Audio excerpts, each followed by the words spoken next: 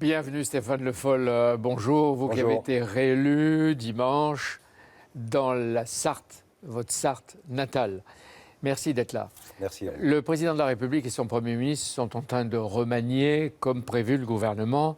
Ça se passe souvent de cette manière. Par extraordinaire, s'il vous proposait un ministère, qu'est-ce que vous diriez? Non, d'abord, je crois que je n'aurai pas cette proposition, mais de toute façon, je ni la demande, ni ne l'accepterai. Je pense que j'ai fait 5 ans au gouvernement. Je fais partie des quelques ministres qui ont fait la totalité du quinquennat. 5 ans ministre de l'Agriculture, 5 ans, ou 3 ans et demi porte-parole du gouvernement. Je pense qu'il y a des moments où il faut prendre un peu de recul. Donc. Mais dans la Sarthe, vous n'aviez pas de marcheurs contre vous? Et dans la Sarthe, je n'avais pas de marcheurs contre moi. Je l'avais dit, je n'ai rien demandé. Et ce qui s'est passé a conduit dans cette circonscription, qui était l'ancienne de François Fillon, à ce qui est la situation que vous avez évoquée. Et ça a été un duel jusqu'au bout, avec un deuxième tour. Et la magnanimité du président de la République à l'égard de son ancien collègue du gouvernement. Voilà, mais il y avait quelques autres anciens collègues du gouvernement qui avaient la même magnanimité. Et puis, il y a aussi des candidats républicains qui ont eu... Ils n'avaient pas de candidat. Bon, moi, je ne veux pas revenir sur ce sujet, puisque maintenant, les élections sont passées. Terminé. Si la proposition de devenir ministre est faite à un socialiste, naturellement, le Parti socialiste orthodoxe condamnera l'individu pour haute trahison. Mais est-ce que vous accepteriez ou vous conseilleriez qu'il accepte? Non, je ne conseillerais rien du tout, parce que j'ai pris mon parti depuis déjà un moment de laisser chacun assumer leurs responsabilités. Il y a beaucoup de socialistes qui sont déjà partis en marche. Hein. Donc s'il faut aller chercher un socialiste, il y en a déjà, enfin d'anciens socialistes. Oui, mais vous le condamneriez, vous? Non, moi je ne vais pas condamner les personnes aujourd'hui. J'ai vu, hein, c'est un sport qui au Parti socialiste a l'air de se développer. Je vais laisser ces spécialistes du sabre et des coupeurs de tête faire leurs petites œuvres. Mais je pense qu'aujourd'hui, dans la situation dans laquelle on est, ce genre de pratique ou ce genre de position, ce genre d'attaque ne sert plus à rien. Regardez, dans le Figaro d'aujourd'hui, Régis Juanico, qui est le seul frondeur rescapé, qui dit avec beaucoup d'élégance, je cite textuellement, « On ne veut pas se faire polluer par ceux qui se sont sauvés grâce à Macron ». Voilà, eh bien écoutez, voilà l'exemple de ce que je disais tout à l'heure, de ce genre d'élus socialistes, qui vont passer leur temps à vouloir régler des comptes, couper des têtes. Je les laisse la responsabilité, cette responsabilité, face aux défis qui sont les nôtres. Il ferait mieux d'essayer de retrouver de la cohérence plutôt que de chercher à... Alors, le président de la République va ajuster ou compléter avec son Premier ministre le gouvernement. Et il fait ça 24 heures après les législatives. À la différence de certains de ses prédécesseurs, lui, il ne traîne pas. Hein. Oui, quelle était la dernière fois, je pense qu'après les législatives, ça n'avait pas traîné non plus, hein, je ne crois pas. Hein. Je n'ai pas souvenir que les législatives, démission du gouvernement, ça avait été assez rapide. On dit généralement que c'est un remaniement technique, mais c'est aussi politique. Ah ben, il sera politique dans la mesure de toute façon où un des ministres importants de l'ancien gouvernement va quitter le gouvernement puisqu'il ira à la tête du groupe. Alors, vous avez vu que c'est en effet le président de la République qui a proposé à Richard Ferrand d'aller présider, d'abord de démissionner, de quitter son ministère et de présider le groupe des 308 nouveaux députés. Et le président de la République l'a décidé avant même la démission du gouvernement. Oui, ça veut dire que là, la verticalité du pouvoir, elle est ça veut dire très qu'il y a claire. le chef. Ouais, il y a le chef. Oui. Et je trouve que dans ce débat sur le renouveau, sur cette idée qui a été d'ailleurs beaucoup présentée dans les médias, et c'est logique, de nouveaux députés qui arrivent, là, ils vont avoir à la tête du groupe, s'ils le choisissent, quelqu'un qui a de l'expérience, parce que Richard Ferrand est quelqu'un qui, lui, a de l'expérience. Vous le connaissez, vous l'avez vu à l'heure, les jours et les nuits, quand il était rapporteur de la loi Macron, quand il était là, etc. Mais est-ce que vous pensez que Emmanuel Macron protège Richard Ferrand ou qu'il l'utilise parce que c'est un des rares poids lourds politiques? Écoutez, il faudra lui poser la question. Non, mais vous... Oui, non, j'ai bien compris. Qu'est-ce que vous voulez que je vous dise? Qu'il a d'expérience, c'est ça. Ah, j'en suis à peu près sûr. Et 300, vous avez dit combien? Néophytes, 308. Néophytes, pas tous d'ailleurs, parce qu'il y en a quand même un certain nombre qui avaient déjà des antécédents politiques. Hein. Mais, bon, voilà, l'expérience. Le renouvellement, c'est bien, mais vous voyez l'expérience aussi. Et le Parti socialiste, 29 ou 30? Oui, c'est pas le même... Ah ouais, c'est pas le même niveau. Non. C'est pas la même ampleur. Non. Emmanuel Macron n'a pas présenté donc de candidat en marche contre vous, on l'a dit tout à l'heure, dans l'hémicycle. Est-ce que vous siégerez avec le PS ou avec la majorité présidentielle? J'étais très clair, vous n'avez pas regardé mon affiche de campagne. C'était PS. Et je n'ai jamais cherché, et je l'ai dit depuis le début, à changer. Donc je suis PS, fidèle à la Sarthe, et j'ai été élu. Voilà, et donc je suis au groupe socialiste. Alors, le nouveau député Luc Carvounas, qui est, dit-on, en train de manœuvrer pour céder sa place de sénateur à Jean-Christophe Cavardélis, on va voir si c'est vrai ou pas dans quelques temps, il vient de définir une ligne rouge. Pour appartenir au groupe PS, dit-il, on ne peut pas se dire membre de la majorité présidentielle, on ne peut pas voter la confiance au Premier ministre Édouard Philippe. Tout ça, ce sont des personnalités qui s'expriment, qui disent ce qu'ils pensent. Si chacun fait comme ce député, en l'occurrence Luc Carvounas, à chaque fois, je décide que et j'exclus parce que c'est pas ce que je pense, je crois qu'on va avoir beaucoup de difficultés à retrouver à la fois cette confiance et cette cohérence. Et vous, avec votre expérience, c'est d'une certaine façon votre liberté aujourd'hui. Oui. Oui. Est-ce qu'il faut ou non voter la confiance à un Mais ça, c'est une question. Moi, la liberté... Quel est votre choix, vous? Quel est mon choix? La liberté que je me donne, et c'est ce que j'ai dit pendant la campagne, je ne vais pas trahir ce que j'ai dit, et c'est ce que je pense être, au fond, la bonne position, c'est, écoutez, puisque maintenant, il y a quand même une question de dépassement, des clivages, des oppositions, on regarde, on discute ensemble. On est capable d'évaluer ce qu'il y a dans ce discours de politique générale. Pour l'instant, je n'en sais rien. Donc je n'aurai pas de position a priori. J'aurai une position qui sera politiquement argumentée dans un sens ou dans un autre. Vous dites pas de procès d'intention, c'est ça? C'est pas un procès d'intention, pas de position a priori politiquement décidée comme ça. Je pense que maintenant, on a besoin d'avoir un peu de recul, de regarder les choses avec la capacité qu'on va avoir à s'expliquer devant les Français. C'est dans l'idéal, mais aujourd'hui, il va y avoir un séminaire de ce qui reste du Parti socialiste. Si les dirigeants de ce parti pulvérisé décident par exemple, combattre d'emblée le gouvernement. Oh, c'est fort possible, mais il y a un groupe qui sera constitué. Cet après-midi, je crois qu'il y a une première réunion de groupe. Et on va voir comment ce groupe va aussi, lui, en respectant les règles, en étant parfaitement tout à fait dans le cadre du Parti socialiste, mais aussi ayant sa capacité d'analyse et sa capacité de décision. Qu'est-ce qu'il faut comprendre? Attendez, le Parti socialiste peut décider une ligne, mais le groupe, les 29 du groupe ou 30, peuvent décider une autre ligne. Oui, mais et un jour, le président du parti pourra décider... Je pense que ce qu'il va falloir essayer de faire, c'est de cheminer. Là, on est au tout début de ce quinquennat. Il va falloir essayer de cheminer pour rassembler. Aujourd'hui, je le constate, vous l'avez parfaitement noté, je vois bien les tensions. Je vois bien aussi les risques d'éclatement. Je les regarde. J'en mesure la totalité des possibilités qui sont là aujourd'hui sur cette table, vous l'avez évoqué, avec des prises de position des uns et des autres, des ex-communicateurs qui sont là en train de s'exprimer. Moi, je serai là pour rappeler le sens qu'on doit donner à l'action qui commence aujourd'hui. Et si vous n'êtes pas écouté? Ah, si je ne suis pas écouté, ça n'empêchera pas de continuer à m'exprimer. Ouais, je pense que le Parti socialiste a besoin d'un travail qui d'abord est un travail sur lui-même. Un vrai travail. Et pas simplement des postures. Chacun sur soi-même. Oui, chacun sur soi-même d'abord. Et surtout un travail collectif qui soit capable de redonner une cohérence. Aujourd'hui, je le constate. On voit bien. Non, mais c'est vrai, vous êtes 29 ou 30 députés avec la députée de Mayotte. Ils choisissent soit la confiance, soit l'attente, soit l'opposition radicale et définitive. Vous êtes à peine 30, vous êtes en désaccord et en 3 morceaux. Vous vous rendez compte? Écoutez, on va voir et on essaiera de faire en sorte, en tout cas, c'est ce que je me fixe comme objectif, de faire en sorte de rassembler le plus possible et d'éviter justement ces débats puérils. Aujourd'hui, pour la première fois depuis la déroute plutôt humiliante du Parti socialiste, c'est de dimanche, le bureau national va se réunir. Est-ce que le drapeau sera en berne? Est-ce que vous allez mettre un drapeau noir sur Solferino? Non, un drapeau noir, ce serait c'est un autre symbole. Hein. Non, je crois pas du tout. Pas du tout. Il n'y a pas besoin d'avoir On a vécu une séquence politique qui est une séquence extrêmement dure et avec à la fin un résultat catastrophique, historiquement catastrophique. Donc chacun doit bien en prendre la mesure. On n'est pas simplement dans un débat entre personnalités d'aujourd'hui. On est dans un débat qui doit nous engager par rapport à l'histoire du socialisme et à son avenir. Voilà ce que j'ai envie de dire.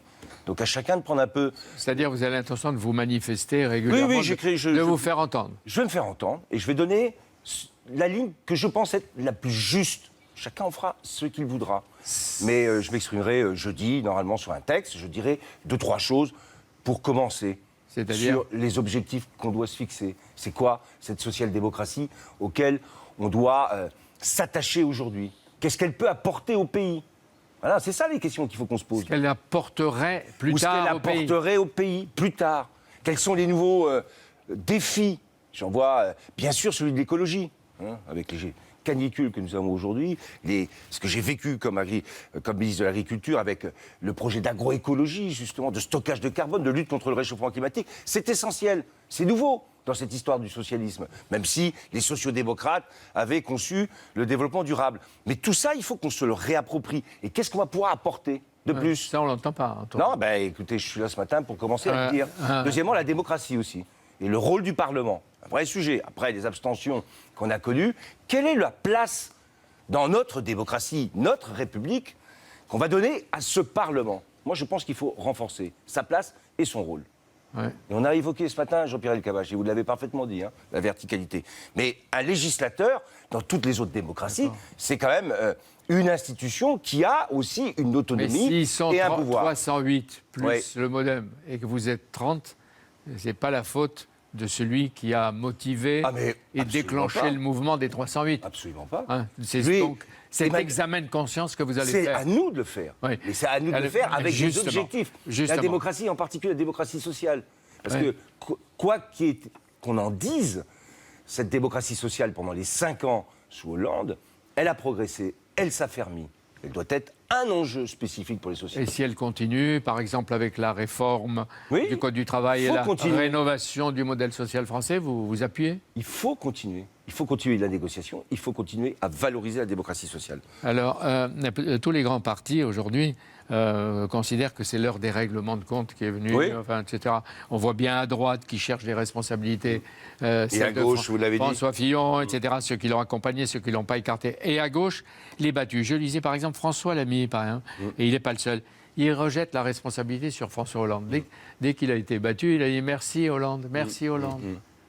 Oui, Merci ça, Valls aussi d'ailleurs. Et merci Valls, oui, c'est ça, vous l'avez là, pour cette soirée, hein, c'est ce qu'il a Ouais. dit. Posture politique et qui apporte quoi? Si ce n'est de soi-même se rassurer sur la cause de sa propre défaite. C'est ça le sujet? C'est rejeter les C'est rejeter sur responsabilités. l'autre toute la responsabilité, comme si chacun n'avait pas une part de la responsabilité. Bien sûr qu'il y aura des responsabilités. Bien sûr que chacun, dans ce quinquennat, et le président de la République, a sa responsabilité. Mais si la question qui est posée, c'est simplement renvoyer sur l'autre la responsabilité, chacun peut faire une liste hein, de ce qui a été bien et mal, des bons comportements et des mauvais comportements. Parce qu'il y a des mauvais comportements. Mais bien sûr, il y en a eu. Hein? Donc si on veut faire la liste, on va la faire. Ça sert à quoi? C'est comme ça qu'on engage un débat? Je voudrais dire à François Lamy, mais on peut toujours faire de la politique. Hein. Je vous l'ai dit, en voulant régler des comptes. Ça n'a jamais fait avancer le socialisme au regard de l'histoire. Stéphane Le Foll. Samedi, les socialistes vont se retrouver pour fixer leur organisation et probablement leur stratégie. Êtes-vous de ceux qui pensent qu'il peut y avoir des partenariats avec le Parti communiste? Moi, je pense que dans le débat, c'est que tout ce qui va nuire à l'identité socialiste, parler d'une alliance avant de parler de sa propre identité, c'est déjà se noyer et perdre ce qui peut être... Donc pas tout de suite Mais de partenariat avec le CPE. Autant la gauche doit se repenser, se reconstruire, se réorganiser. Et je ne suis pas sur la ligne de la France insoumise. Pas du tout. Donc, je ne suis pas un souverainiste de gauche. Je n'ai pas envie de dire la France insoumise, elle serait soumise à qui? Au reste du monde? Non. Moi, j'ai envie qu'on parle au monde. donc mais en pas même avec temps, le PC, parce que là, vous avez... Oui, et pas avec Béziers, Mélenchon. là, Jean-Luc Mélenchon. mais non. la France insoumise n'est pas l'histoire du socialisme. Par définition. C'est pas Jaurès. C'est un débat Gued-Jaurès, mais c'est Gued. Oui. On est Jaurès. Ouais. Mais oui, c'est ça le sujet. Et on est le 21e siècle. Et on est au 21e siècle. Donc Ouais. avec les nouveaux sujets. Donc pas d'accord ou de partenariat avec Jean-Luc Ah, mais moi, Mélenchon, pour comme l'instant. certains d'anciens frondeurs de votre parti qui commencent à le dire. Mais si on fait ça, il se passera ce qui s'est passé à la présidentielle. C'est-à-dire qu'au fur et à mesure, eh bien, On est cuit. Si c'est l'alliance avec Jean-Luc Mélenchon, c'est Jean-Luc Mélenchon qui a raison. Et si c'est Jean-Luc Mélenchon qui a raison, à ce moment-là, les gens vont vers Jean-Luc Mélenchon. Et c'est pas votre avis? Moi, c'est pas mon avis. Quelle est la place qu'il faut qu'on ait entre un nouveau parti qui va s'appeler En Marche ou je sais pas comment et la gauche insoumise? C'est ça la question qui est posée.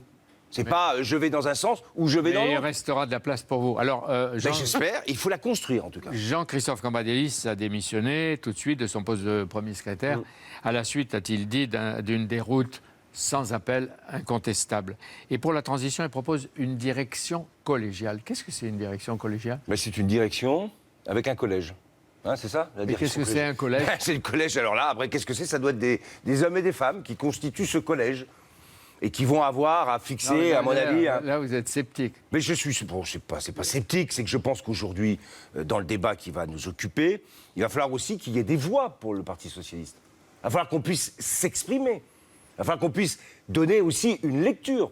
Non, mais direction collégiale, ça veut dire la direction par plusieurs personnes ou par personne? Ben, par plusieurs personnes. C'est ça. Vous y croyez?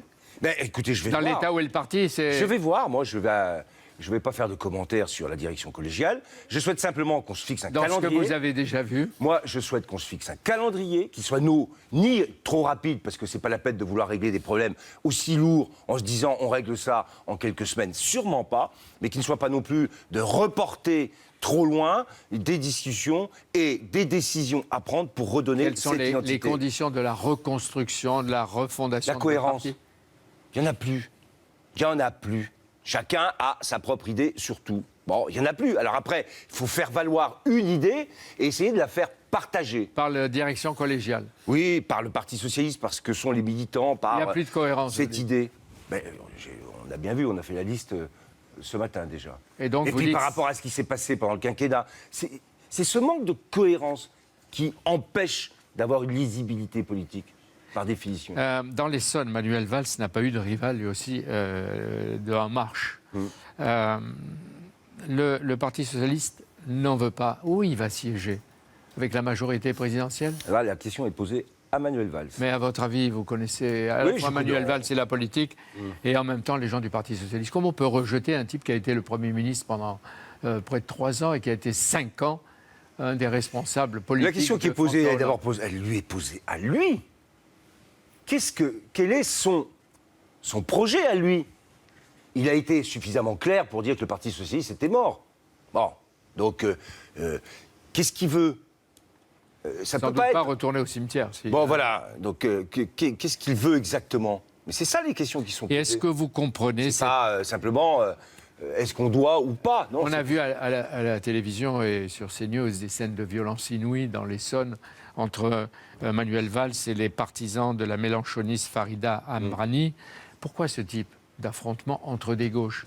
Pourquoi ces types de violences physiques? Parce que ça a suscité. Alors après, je n'ai pas. Il y a effectivement un affrontement avec une violence, alors que les recours sont tout à fait possibles. Donc, vous pensez qu'on va revoter là? Ah, j'en sais rien, moi. Je ne sais pas du tout ce qui s'est passé. Je ne vais pas faire des commentaires sur le sujet. Il y a un recours, il y a une demande de recours. D'accord, mais pourquoi cet acharnement, acharnement, cette haine contre quelqu'un qui a été Premier ministre? Mais parce que, pourquoi? D'abord, il ne devrait pas y avoir ce type de manifestation de violence. D'abord, première question, ou première réponse. Est-ce que vous pensez que Mélenchon, Jean-Luc, devrait le condamner? Qu'il y ait une contestation et qu'il y ait un recours, oui, mais pas ce type de comportement. Voilà, on doit au moins respecter et les gens, les personnes, et surtout ce qu'est le débat démocratique. Après, vous souhaitez que Jean-Luc Mélenchon condamne? Oh, je souhaite, mais je ne veux pas demander. Je ne m'adresse pas à Jean-Luc Mélenchon pour lui demander. Il le si fera Jean-Luc pas. Mélenchon, voilà, si Jean-Luc Mélenchon ne l'a pas fait, c'est qu'il ne le fera pas. Bon, très bien, mais on doit arrêter cette manière de faire. Au congrès du Parti socialiste, ou qui portera ce nom ou un autre nom, s'il est rebaptisé en octobre, en novembre, est-ce que vous seriez candidat à la présidence de ce parti?